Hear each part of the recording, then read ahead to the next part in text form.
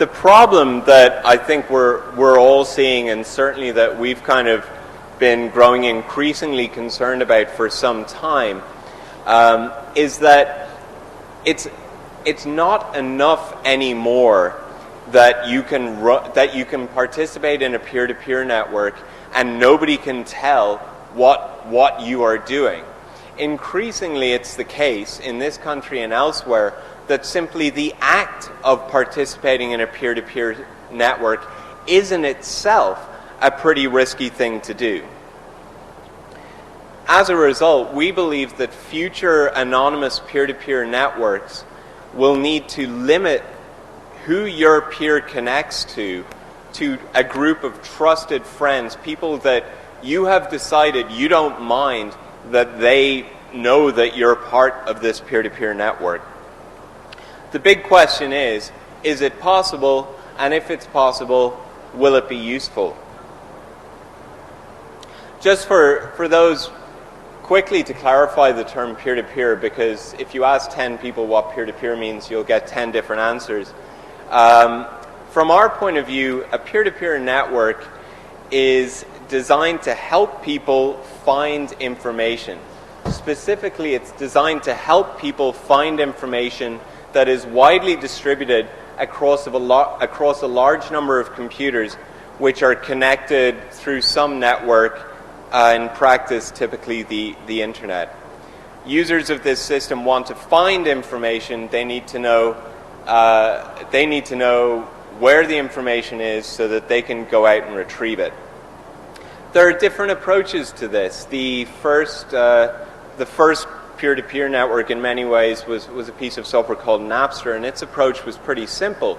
Every peer in the network simply reported to a central server, or eventually one of several central servers, what data was being stored on that computer. And so if you wanted to find some data, you'd go to the central server and say, where's this thing? And it would give you a list of computers where you could find it, and you would then connect to those computers directly and retrieve it. Subsequent to that, when Napster and similar systems were being shut down, because of course a centralized system is very easy to shut down, people started working on what we call semi-centralized peer-to-peer networks, where it's essentially the same idea, but instead of one centrally administered index of data, you have a large number of decentralized indexes. So when you connect to the network, you're allocated one or more of these indexes, and you use that pretty much like a mini Napster. Kazaa is probably the archetypal example of that approach. Other peer-to-peer networks strive to be completely decentralized, such that, in essence, each peer in the network does pretty much the same job and has loosely the same degree of responsibility as every other peer in the network, and Freenet is one of several examples of peer-to-peer networks like that. Another way that you can classify peer-to-peer networks, and it's particularly useful for the purposes of our talk, is into light and dark. Examples of light peer-to-peer networks, or you could also call them promiscuous peer-to-peer networks, include Gnutella, Freenet, distributed hash tables, indeed the vast majority of peer-to-peer networks that you've probably heard of. In essence, a light peer-to-peer network is defined by the fact that your computer will willingly connect to strangers, which means that strangers, people you don't know or trust, can discover that you are running the software. The advantage of this is that if you do it right, it can be globally scalable, which essentially means whether you have 100,000 users or 100 million users, you can still find information pretty efficiently. The disadvantage is it's vulnerable to harvesting. If, for example, the Chinese government wanted to get a nice, convenient list of all of the people in China that were running Freenet, they could do that. It wouldn't necessarily be easy, but it would certainly be possible. When we first came up with the idea, we didn't really see this well, this wasn't really on our radar, but over the past few years we've realized that it's not only an increasing threat in countries like China, but also in this country. I think most people here are probably familiar with recent court decisions which have further rolled back the freedom of people to share information in the ways that they might want to do. The alternative to this are dark, or you can also call them friend-to-friend, peer-to-peer networks.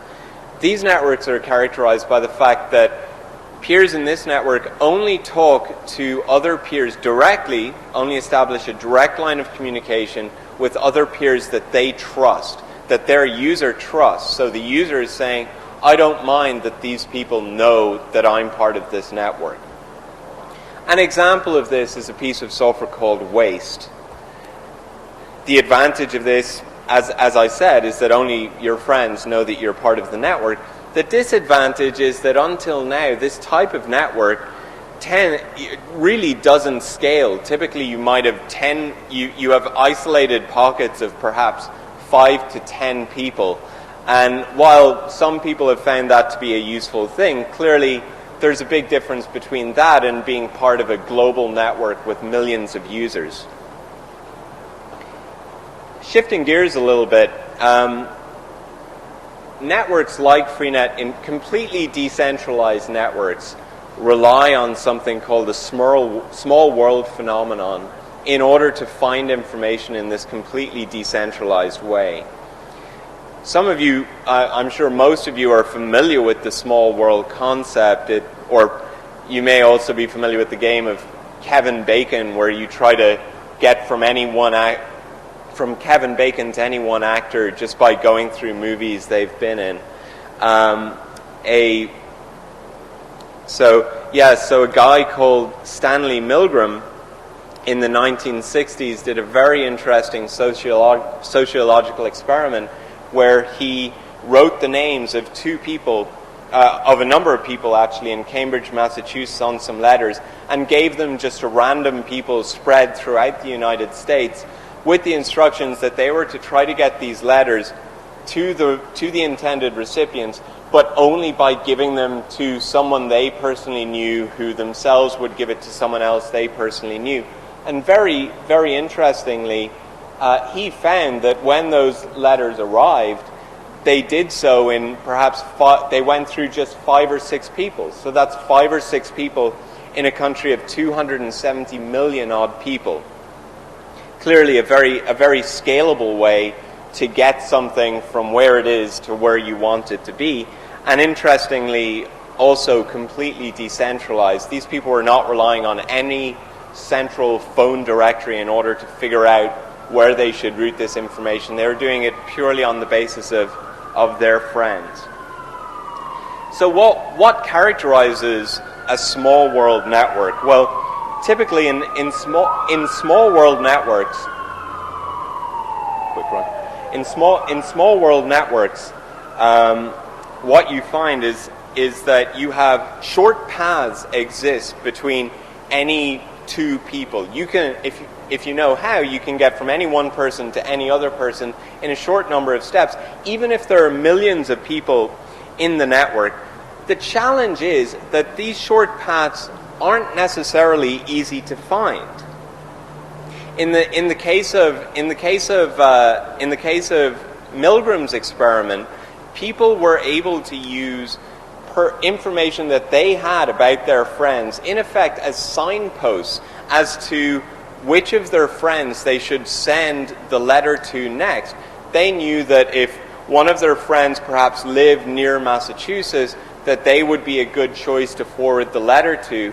If having reached that person knew somebody who was close to the street or perhaps went to the same university as the intended recipient, they could send it on. So in social networks, people are able to use their knowledge of their friends as signposts for finding these short paths. Well, the reason this works is that people have a concept of similarity between other people. You know that if 2 guys live on the same street, they're likely to be more similar to each other and therefore more likely to be connected to each other than someone living out in Zimbabwe. So the algorithm is simple. Once you've got this concept of similarity, you simply route to the person that you know of that is closest to where you want to be at each step. We call this greedy routing. Freenet and distributed hash tables rely on this principle to find data in a scalable, decentralized way. So Ian just started by talking about these peer-to-peer networks and essentially the problem of the dark peer-to-peer networks that we want to address. And then he talks about the small worlds and social networks forming small worlds. So what we want to talk about here today and what we're interested in is how can we apply this knowledge about small world and about these social networks to deal with these dark peer-to-peer networks and try to make them more useful. And essentially, this starts with the realization that the darknet is just a social network. This darknet, the peer-to-peer network that's formed when people connect only to people they trust, will be just this big encrypted network of people's relationships, just like the social networks that sociologists and people work with. So the environment that we're trying to deal with in our peer-to-peer networks is just this social network that Milgram's experiment took place in and that we want to find a way to deal with. And we're interested, of course, always when we're trying to search in being able to find a way from one point to another in the network. We have this network that's large network connections going all over the place, and we need to find a way from one point to another. Well, we know that in the social network, and the darknet is like a social network, people can find a way to go from one place to another. Milgram's experiment showed people can route in social networks, and they can do it well. He took only 5 or 6 steps to go from one side of this country to another, to a complete stranger. And people can do that. So if people can do it, then, well, so should computers. I mean, computers are much smarter than people, right? So to try to do this somehow, make computers do this, we need some sort of mathematical understanding for what's going on in a small world network. And this mathematical understanding is something rather recent, but a Cornell professor named John Kleinberg provided a model about 5 years ago that explains how these networks can look in order to be navigable. In order for it to be possible, as Ian said, to find signposts in the network that will take you where you want to go, it needs to have a certain configuration. And this configuration is that the possibility of being able to find routes efficiently from one point to another rests on the fact that you have people who have similarity to one another and, as Ian said, are more likely to be connected. And then you have a certain proportion of connections of different lengths with respect to some sort of position. And in the simplest model, position can just be where people live. And you say that people are more likely to be connected if they live close to one another. And as we get further away, we need this to be, the probability that people know each other, that they are connected, needs to decrease. And when this happens, that's when you can find an easy way to route in the network. So for our talk, we're actually going to allow people's positions to just be in a ring. And that doesn't mean that we think that people exist on a ring. But this is the very simplest model. We allow each person to just get a position on the ring, and then we see people knowing each other as these chords in the circle that skip over the people. So here I have 2 examples. We've placed these positions in a ring in the mathematical idealized model, and we say that there are 2 green people who know each other and 2 red people who know each other. But if you can see, the red one covers more of the circle. It's a longer link, therefore it needs to be less common. And according to Kleinberg's model, it needs to be these long links, which this one covers double as many steps along the edge here, so it needs to be half as common as the green one does. And if this is the case, if you have these connections, if we can put people into this base model with a circle or just and we have connections that agree with Kleinberg's model. We have every once in a while we run into a long connection. Somebody happens to know somebody who lives way on the other side of the world, but that's rather rare. More commonly, people know lots of people who live close to them, who are close to them, who are similar to them. If this is the case, and you have this model, then we can do this greedy routing that Ian describes, which just says, I'll always go to if I'm going to some destination, I always just step to the neighbor who's closest to my destination. And if I can do that if the configuration of these friends is correct, then the greedy routing can be mathematically proved to perform in something on the order of log squared n steps. And when something is log, that's good. If it's not log, it's bad. But we have log here, so that's going to help us. That means that we have an efficient way of finding steps from one way to another, which is exactly what we want if we want to be able to search and route in our dark peer-to-peer network. So this is an example, a simulated example of how such a network would look. Now I've imagined again, I've just placed people's positions on a circle like this, or all around. There are people placed on the circle. We have two red people who are circled at the end.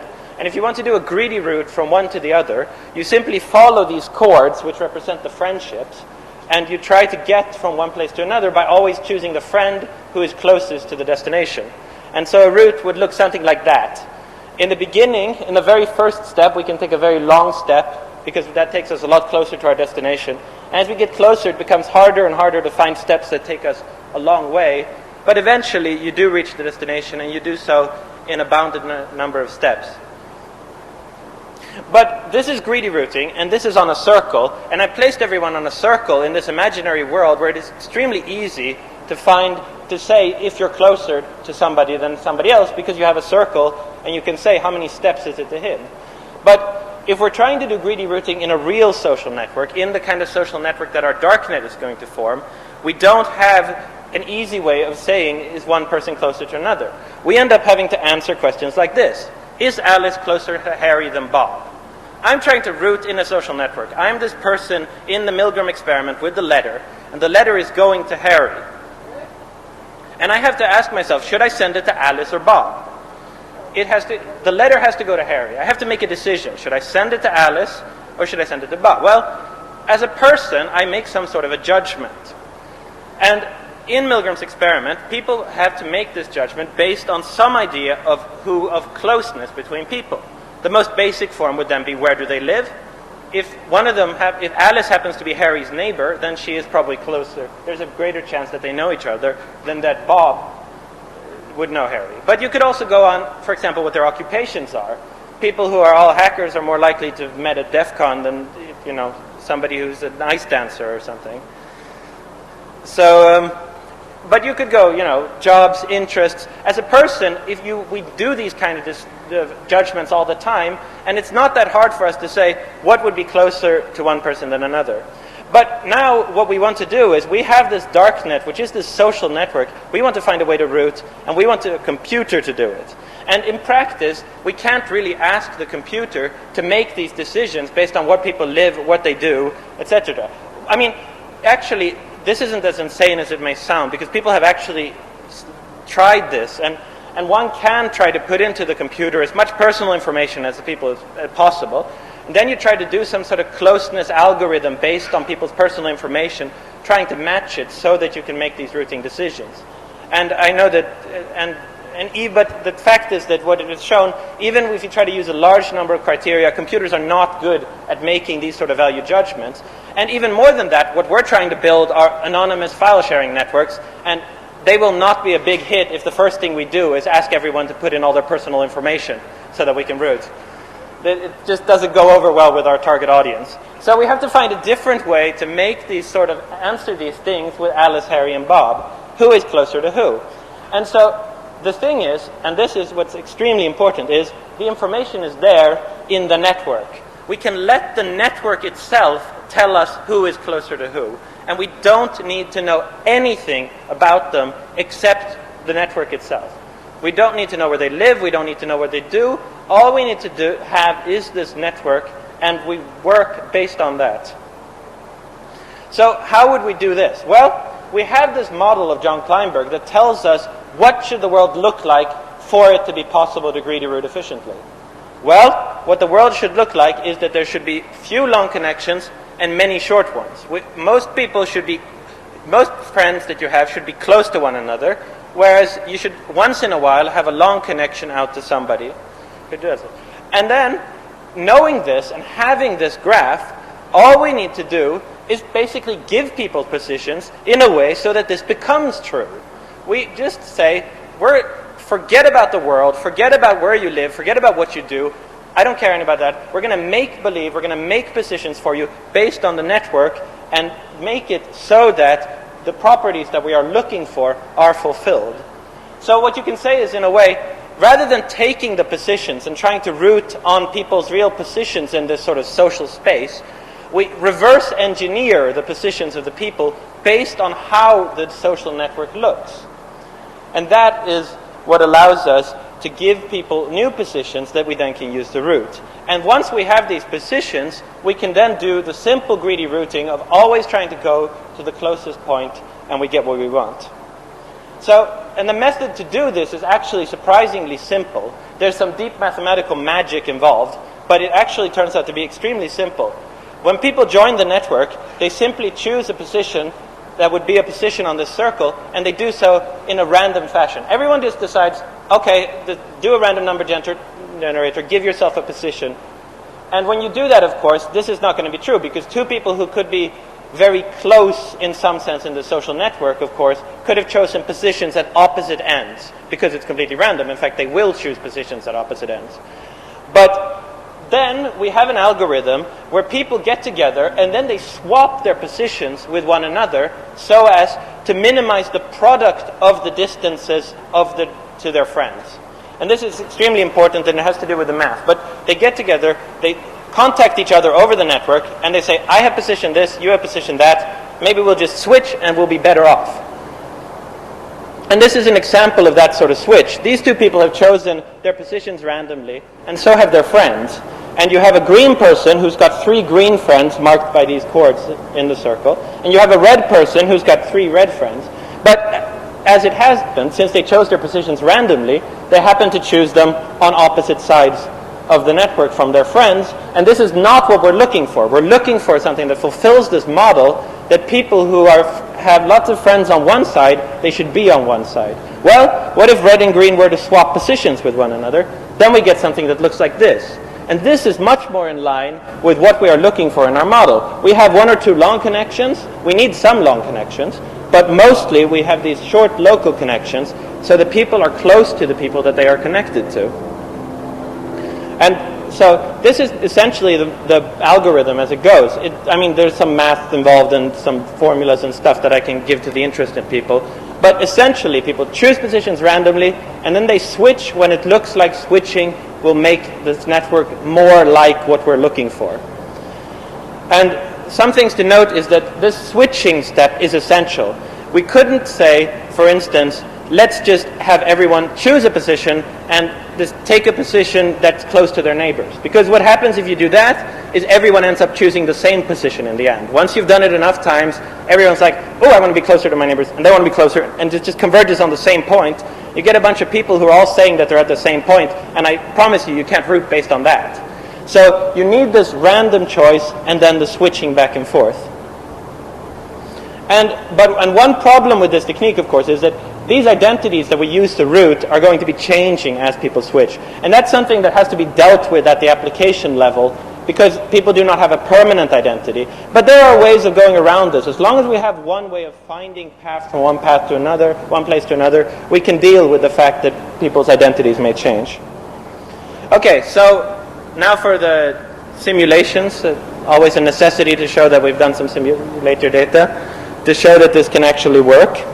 And so what we have is 3 different modes here, which are essentially 2 controls and 1 good, and one sort of where we have applied our algorithm. The first control is the random route. If you start with a network, we have no positions whatsoever, and we're just looking to find a way, looking for data in this network. With no positions, no knowledge about anything, we can't do any form of greedy routing. All we can do is stumble around randomly and hope that we find our destination. So this is sort of the control of where you start out, the random network, the random search. That's all you can do. And the other control is going to be the completely idealized situation, where we have created a network that agrees with this model according to some position scheme, and we have this good network that's known to perform in log squared time. This is where everything is good, but that's not the situation that we actually have. A situation that we actually have is something where we have a network just like this good one, but we don't know anything about the positions, and we have to use our algorithm to try to restore the positions. And that's what I have as the third data set, will be the restored data. That will be our algorithm applied. So the first thing I'm going to do is show the success rate within these log n squared number of steps, where n is the network size. You can see the size grows logarithmically there at the bottom, up to about 256,000, I think, for this data set. And you can see that the random one falls off very fast. Random routing simply cannot perform in this number of steps. It fails to find data as the network grows. Whereas the good line will stay at the top. It always succeeds. The math tells us that it must. So it would only be a bug in my simulator if it wasn't. But this, and we can see that applying our algorithm, doing these switches, actually brings the success rate all the way up from the red line almost to the green line. And only at the very largest size do we see some significant deviation. But even at that level, we're talking about 96% success rate for the restored network. And the other thing one's interested in, of course, is the number of steps that it takes on average.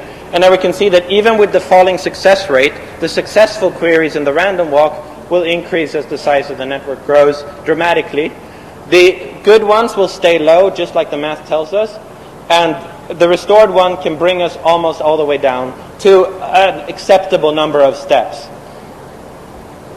But of course, that's simulated data, and we started with the model that we're applying, and that's always a little suspect. I'm basically giving myself an idealized situation. So a more interesting question is, how do we do this if we have real-world stuff? Well, so to get some real-world stuff, rather than asking for permission, we simply borrowed some. And we went and grabbed 2,200 people from Orkut.com, which is this social networking site that Google started, I think, about a year and a half ago. Everyone ran there because it was a fad or something, and put in all their friends, and then no one's done anything with it. So I think, because as far as I know, it's rather useless.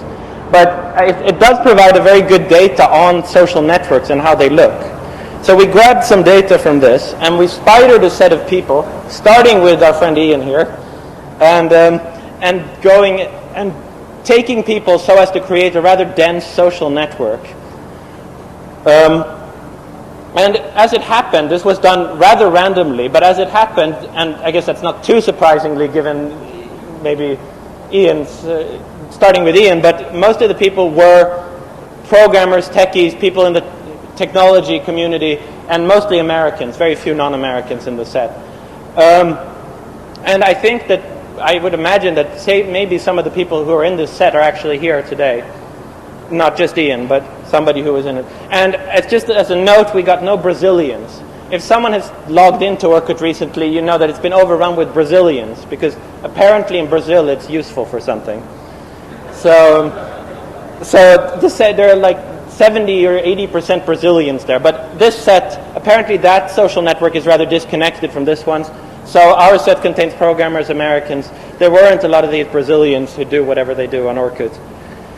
And just as a note, because when people talk about small worlds, they often talk about degree distributions and power laws. And we did have a power law degree distribution here, in the sense that there were a couple of people, when you talk about a degree in a network, you mean the number of people that somebody knows. So the most popular person here, and I think the most popular person in the set was Orkut Buykokon himself, the guy who founded the site. He had 289 friends in the set. So out of 2,000, he knew a hell of a lot of those people. And whereas most people had only around like 18, 20 neighbors there, as you can see. So this is the sort of power law degree distribution that can affect the network. So dealing with this data set now, we want to apply this switching algorithm and hope that this will do something good, something that can beat just a random search. And a random search performs rather well on this data. And the reason that a random search performs well is that is because of this degree distribution. Because you run into people who know so many people, it's easy to run into the person that you're looking for. So with power laws, it tends to perform rather well. So in this log n squared steps, and you should all be able to do that in your heads, but 2,000 log n squared, that's about 120 something, right? So in about 120 steps, the success rate was 72, and of the successful ones, it was about 43. So for randomly searching a network of 2,000, this is rather good. So the question, of course, is if we run the switching, try to apply this. This is a real social network. Can we just get somewhere with this greedy routing by assigning identities? And the answer is yes. So with our algorithm, we can search with a 97% success rate in this data, and on the mean number of steps is only about 7.7. So we are rather happy with that result because it really shows that we can massacre the random search by performing this ordering, and we can get something that actually it actually looks like the social network lives up to the model and what we were looking for. And one thing one can see is that this degree distribution, the fact that there are people who knows many people, can affect the results. So if we clip the degree distribution, meaning I don't allow anybody to have more than 40 friends, I just throw away everybody's friends after 40, we can look, was this what was actually going on? And in the random search, you can see that, yes, in this case, success rate falls dramatically because you don't have these people who know tons of people. But in the case of our thing, it adds a couple of steps, but the success rate is still good, and it's still dramatically better than the random search. So we can say that our algorithm can take advantage of this degree distribution, but it was not use it. And it seems like it actually does work. Starting with a social network, you can reverse engineer positions so as to make it possible for a computer to do what people will do when they're trying to pass a letter along based purely on this stuff. So we're going to go with the demo? Yeah. So to demonstrate this, we were going to show routing in this between some people in this data set from Orkut. So one thing to start with is starting from Ian himself, who was, of course, the start of our set, and going to, for instance, Sergey Brin, who I think we all know. Ian wants to know how many steps to Sergey Brin, because I want to borrow some money or something. So, and they will actually search the set, and you can see that it skips from friend to friend and finds a path from Ian to James in 4 steps. And what needs to be noted about this is that when this does the search, it does it in a decentralized fashion. It never looks at anything at any step except who your friends are, and it decides which of Ian's friends was closest to Sergey Brin, which of Sean Parker's friends was closest to Sergey Brin, and then so when it gets to James Joakim, it finds that he knows Sergey Brin, so the search is completed. Another example, we could do person in the set number 1708. I hope I can read my own handwriting here. Which is Fyodor, who I think is at the conference somewhere. And we could go from him to now somebody else who's in the set, like Lawrence Lessig.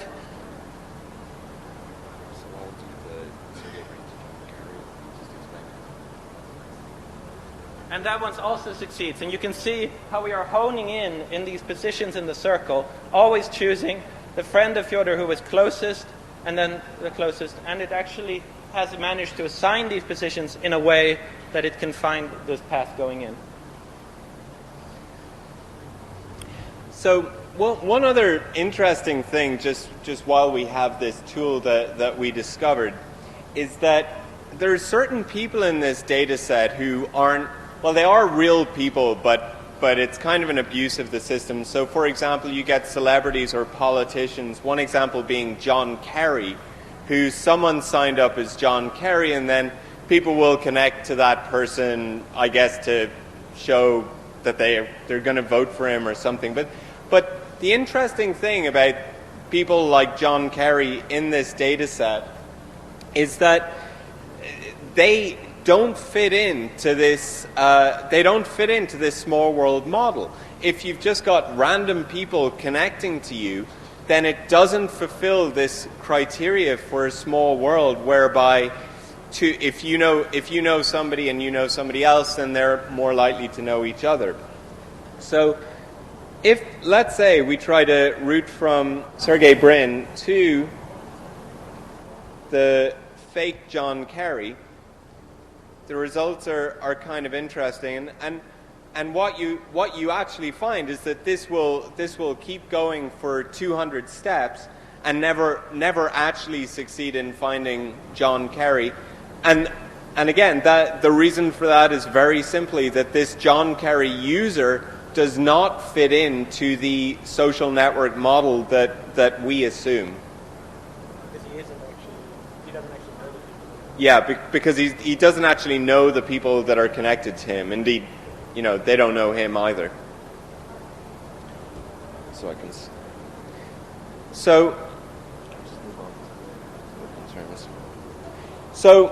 that's kind of the theory, and I hope we've demonstrated through simulation, including a simulation on real-world data, that this idea can actually work. So, just real quick, should talk about some of the practical concerns. We're actually implementing this right now. We're about 3 weeks into coding, and we hope to have a prototype of it in the next couple of weeks. Hang on, this has gone mad. Okay. So, theory works. What are the concerns in practice? Well, preventing malicious behavior, obviously. Freenet is the type of peer-to-peer software that expects to be attacked, and therefore it's essential that it's essential that one person cannot easily take down the network or otherwise make themselves a nuisance. It's essential that it's easy to use. This is a problem that Freenet has certainly experienced, but right back for the past 2 decades of security software, including, for example, PGP, people have always found that when you create a really cool piece of software that does something really cool in terms of anonymity, privacy, or other kind of crypto stuff, people just don't use it, or at least it doesn't achieve wide adoption because it's just too difficult to use. With this next iteration of Freenet, we really want to tackle that head on. So we need to think about how do we actually make this thing usable. Additionally, how is data going to be stored in this architecture, and perhaps maybe it can do other things other than just storing and retrieving data as Freenet currently does. So, preventing malicious behavior. What are the threats? Well, somebody could potentially select an identity to attract certain types of data or otherwise act maliciously.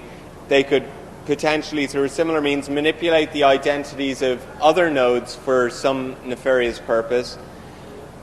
How do we ensure ease of use? Well, one requirement is that peers will need to be, or at least most peers will need to be always on. That's not so much of an issue now that broadband is better deployed and is being deployed so quickly. How do we introduce peers?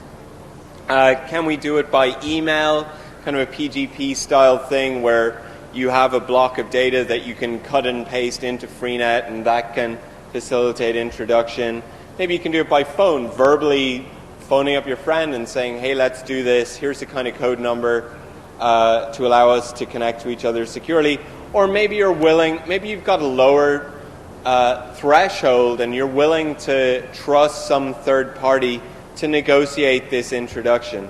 What about NATs and firewalls? One of the big problems that peer-to-peer has experienced over the past few years is that with peer-to-peer it's essential that people can make incoming connections to your peer, and NATs and firewalls make that a lot more difficult.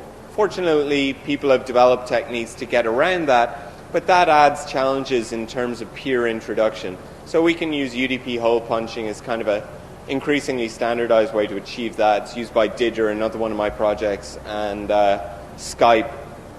But that would require a third party for negotiation. Okay. So in conclusion, real quick, so we have time for a few questions. We believe that this is not only possible, we're going to do it, and we are doing it. There's still a lot of work to do on the theory. In other words, can other models work better? In particular, right now, when nodes choose each other to decide whether swapping would be advantageous, they do so at random.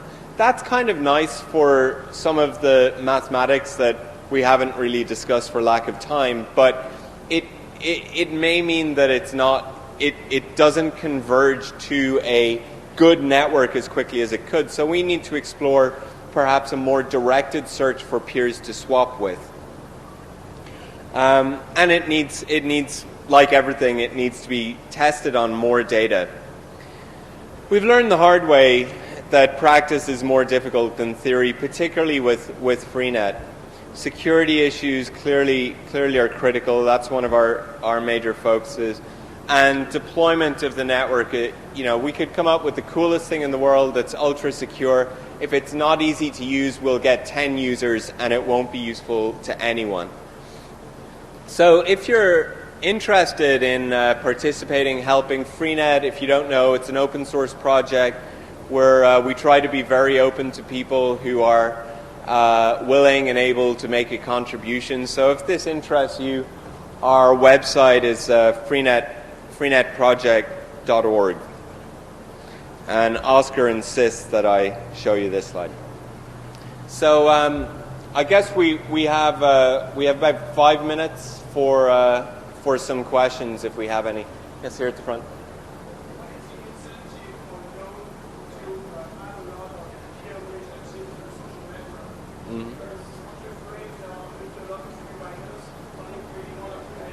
Yeah.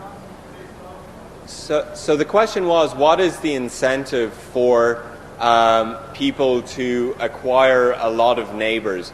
Well, the incentive is actually quite simple. The more neighbors you have, the better connected to the network you are, and therefore you'll be able to find and retrieve data more quickly. Let's say you've only got one connection to the network, chances are they're on a ADSL broadband line.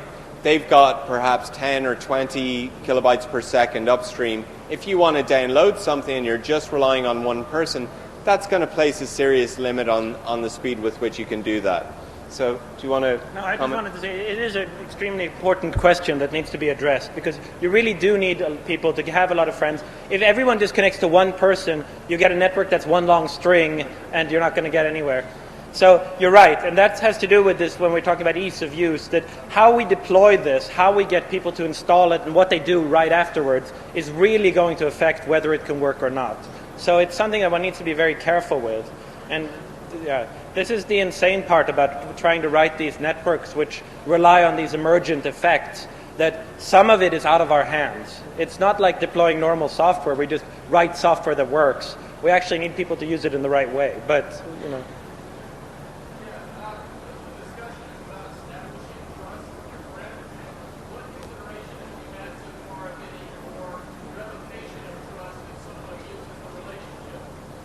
I don't think we've gotten there. Well, you disconnect basically. Yeah, you would just disconnect from them at that point. I mean, you can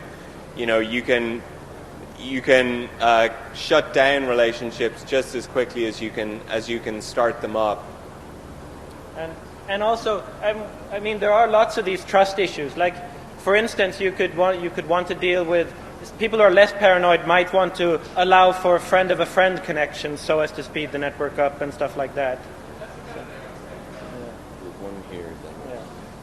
And it seems to me that you guys have an assumption that topological optimization equates with more optimization.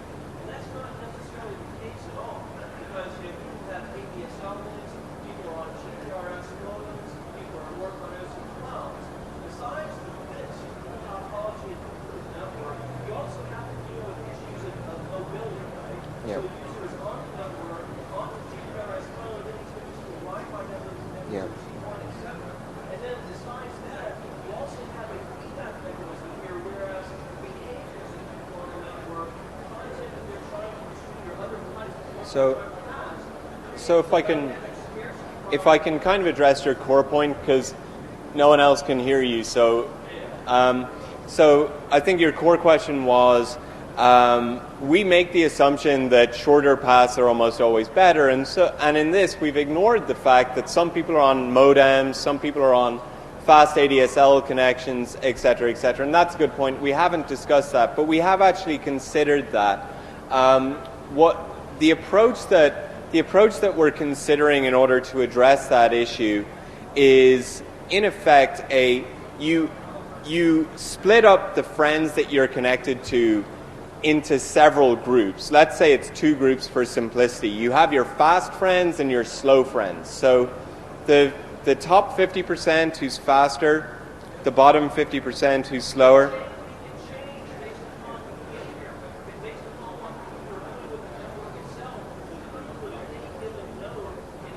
Yeah. So this is, you don't slot them into fixed categories. You can adapt that as time goes on. And then when you start out rooting, you basically you want to try and find it from your fast friends first. So when you initiate a request, you will send it to your faster friends, and if that fails to find it, then you resort to your slower friends. I'm sorry, don't really have time to give a more in-depth explanation. As you know, I've always tried to shut down freelance. I'm not trying to shut down Junior right now. Suppose I'm a bad guy in the network, and I'm always trying to swap you with one address, trying to make that conversion just as one coin. Well, how would you defend against such an attack that essentially avoid your running application? That is one of the dangers. People trying to manipulate the network with fraudulent swap requests, and there are a variety of ways that you can mitigate. There are a variety of ways you can mitigate it. One example would be, well, I don't really have time to go into it, but we have thought about a technique that's a variation on how you can do secure group random number generation. So basically get someone to cryptographically commit to a certain range. Well, I can't really explain it in the time available, but we'll talk later. I think we're just done. One more question.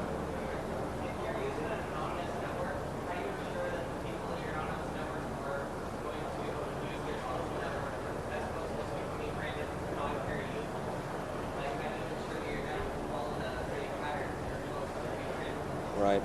Well, I mean, that is in effect up to users' self-interest. It is in users' self-interest to trust the people that they're connecting to, and as such, our hypothesis is that they will tend to form a social network. It so happens that the criteria for a structured network to work here are actually pretty robust. It doesn't demand that you have exactly the 1/distance distribution that Kleinberg suggested. It's actually very, very robust. And beyond that, addressing the issue what you're saying, the John Kerry problem, in many ways that's kind of a usability issue, steering people towards a certain model of usage of the software, just in terms of how it interacts with users. I'm afraid we're going to have to end it there. Thank you.